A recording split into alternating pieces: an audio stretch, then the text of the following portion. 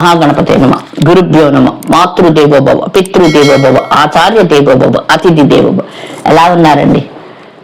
మీకు ఆల్రెడీ ఒక video post చేశాను కదా, యాత్రకి బయలుదేరానని.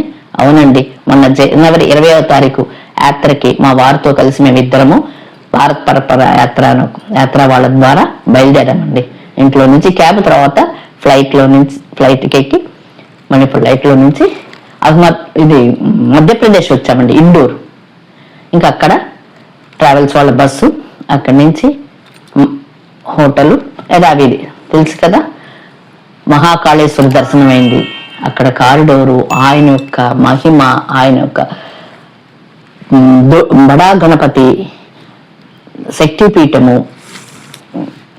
స్వామి దర్శనము అద్భుతం అద్భుతం అద్భుతం. నిజంగా ఒళ్ళు పులకరించిపోయిందండి. ఆ స్వామిని ఇలాగే చూస్తూ ఉండాలనిపించింది.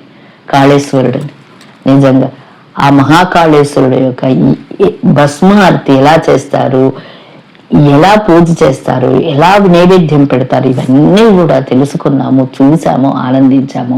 ఆ కొత్తగా ఈ మధ్య కారిడోర్ కట్టారు. ఇంతకు ముందు 2 సార్లు వెళ్ళాను, కానీ మళ్ళీ కొత్తగా కారిడోర్ కట్టారు. ఆ కారిడోర్ కూడా చాలా అద్భుతంగా లేజర్ షోలు, ఇంకా 3D ఎఫెక్ట్స్, మనకి భస్మార్తి అవన్నీ కూడా 3D ఎఫెక్ట్ వీడియో చూపిస్తున్నారు.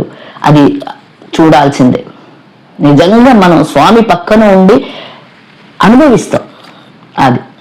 అదొకటి. అక్కడ శనీశ్వర ఆలయం వెళ్ళాము. మన గ్రహాల్లో మంగళ గ్రహం,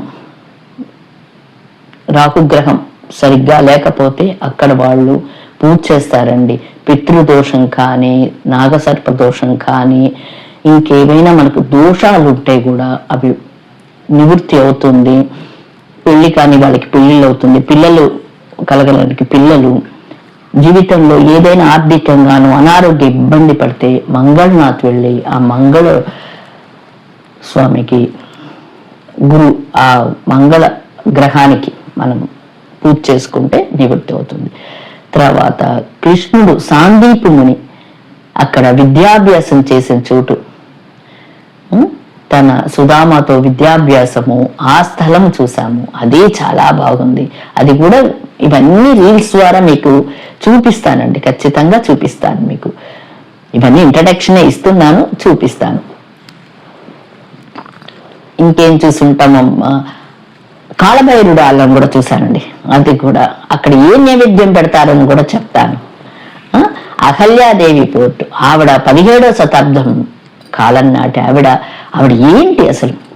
ఇప్పుడు మనం ఉమెన్ ఎంపవర్మెంట్ అంటున్నాము, ఆవిడ 17వ శతాబ్దంలోనే ఉమెన్ ఎంపవర్మెంట్ స్థాపించారు. ఎన్నో భార్య ఆవిడ ఎవరు, ఆవిడ ఏంటి? నిజంగా శక్తి స్వరూపిణి అండి. శక్తి విత్ ఆవిడని చూస్తే చాలు ఒళ్ళు పులకరిస్తుంది. ఆవిడ చూసాడు, ఆవిడ ఇప్పుడు లేరు, కానీ ఆవిడ పూజ చేసినది, వంట చేసింది, ఆ ప్రదేశము, ఆవిడ కట్టిన పోర్టు, ఆవిడ స్థాపించినవి, అవన్నీ అద్భుత అంటారు కదా. నిజంగా చూడాల్సిన ప్రదేశం మధ్యప్రదేశ్లో. అనేక ఇంకా చిన్న చిన్న తర్వాత ఓంకారేశ్వర వచ్చాం. నర్మదా నది అద్భుతము. అక్కడ శంకరాచార్యులు ఆదిశంకరుల యొక్క విగ్రహము స్థాపించారు. ఎందుకు స్థాపించారు అది కూడా మీకు ఒక వీడియో చేసి చూపిస్తాను. అక్కడ ఆదిశంకరాచార్యుడిని, మామలేశ్వరుడు, స్వామి మామలేశ్వరుడిని దర్శించాము. ఓంకారేశ్వరుడు, ఎందుకు ఓంకారేశ్వరుడు అంటే ఆ స్థలం అంతా ఓంకార రూపంలో ఉంటుంది, అందుకని అక్కడ ఓంకారేశ్వరుడు.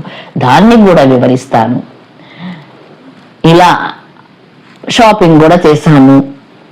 ఇంకా మొత్తం 40 మంది అండి, అందరం కలిసి బస్సుల్లో పరిచయాలు చేసుకున్నాము. వివిధ ప్రదేశాల నుంచి వచ్చారు, సరదాగా మాట్లాడుకున్నాము. ఒకరొకరు షేరింగ్, ఒకరొకరు కేరింగ్. ఎవరికైనా హెల్త్ బాగాలేకపోతే అందరం కలిసి వాళ్ళకి, ఎవరైనా పెద్దవాళ్ళు వస్తారు కదా, వయసు వాళ్ళు కూడా వచ్చారు, పెద్దవాళ్ళు వచ్చిన వాళ్ళకి ఏదైనా లేకపోతే సహాయం చేయడము. నిజంగా చాలా చాలా చాలా బాగుంది. వాళ్ళందరినీ కూడా మీకు వీడియో ద్వారా మీకు చూపిస్తాను. ఎంత బాగా కలిసిమెలిసి మనం అనుకుంటాము వీళ్ళెవరో మనకు తెలియదు కదా, వీళ్ళు ఎవరు ఏంటి అని. కానీ ఒక్కరోజు ఒక అరగంట ప్రయాణంలోనే ఏదో ఆత్మబంధువులాగా కలిసిపోతామండి. తెలిసి ఉండాలి అని అనుకుంటాం, తెలిసిన వాళ్ళు కాదు వీళ్ళు అనుకుంటాం. మరి వీరెవరు? ఎక్కడెక్కడో ఒక్కొక్క ప్రదేశం నుంచి ఒక్కొక్కరు 40 మంది ఒక దగ్గర చేరాము, ఒక అందరం కంచాలు పెట్టుకుని తింటూ ఉంటే అంతా నిజంగా వాళ్ళు పాటలు, పద్యాలు, నాటకాలు, సరదాగా నవ్వుకోవడాలు, జోక్స్ వేసుకోవడాలు, ఎన్నో ఏళ్ల పరిచయం లాగా. అంటే దీన్ని బట్టి ఏం తెలుస్తుంది మనకి? ఆత్మ ఒక్కటే, ఆత్మ బంధువులు. ప్రతి ఒక్కరికి కనెక్టివిటీ ఉంటుంది. మనం అనుకుంటే వాళ్ళు ఎవరో మనకి తెలియదే, వాళ్ళతో ఏంటి కానివ్వండి. ఒక అరగంట గంట ప్రయాణం చేసామో లేదు, పరిచయాలు అయిందో లేదు, ఒకరికొకరు ఇచ్చుకోవడాలు, పుచ్చుకోవడాలు, నవ్వుకోవడాలు, ఎవరికైనా ఇబ్బంది వస్తే ఆదుకోవడాలు, ఏదైనా బ్యాగ్ మోయలేకపోతే బ్యాగ్ మోయడాలు, నిజంగా సరదాగా జరుగుతుంది. అందుకేనండి నేను చెప్పేది, సంవత్సరానికి ఒక్కసారైనా మన పూర్వీకులది, మన చరిత్ర, స్థల మహిమలు, స్వయంభుగా వెలిసిన జ్యోతిర్లింగాలు, 18 పీఠాలు, ఆ స్థలంలో ఏంటి, రాజులు ఏం స్థాపించారు, ఆ రాజుల కోట, నలుగురితో కలిసి ఒక 10 రోజులు అలా వెళ్ళొస్తే మళ్ళీ మన సెల్కి రీఛార్జ్ ఇచ్చినట్టు అవుతుందండి. మన జీవితానికి మళ్ళీ కొత్త ఎనర్జీ వస్తుంది, కొత్త శక్తి వస్తుంది. వివిధ ప్రదేశాలు, ఆ నర్మదా నది నీరు, ఆ నీరు తాగాము, యమునా నది నీరు తాగుతాము. అలా ఆ నదీమ తల్లి నీరు, గాలి, వెలుతురు, అక్కడున్న ప్రదేశాలు, ఆ చిన్న వ్యాపారస్తుల్లో చూసుకోవడము, ఆ పంట పొలాలు, దారి పొడవునా వెళితే పంట పొలాలు చక్కగా చూసుకోవడము, అక్కడ వాళ్ళ మాట వ్యవహార శైలి, ఆ ప్రదేశంలో ఉన్న వాళ్ళతో, అక్కడ పురోహితులు ఎలా పూజ చేస్తారు, వాళ్ళ పద్ధతులు ఏంటి, అనేకాలు తెలుస్తాయండి యాత్ర ద్వారా నిజంగా.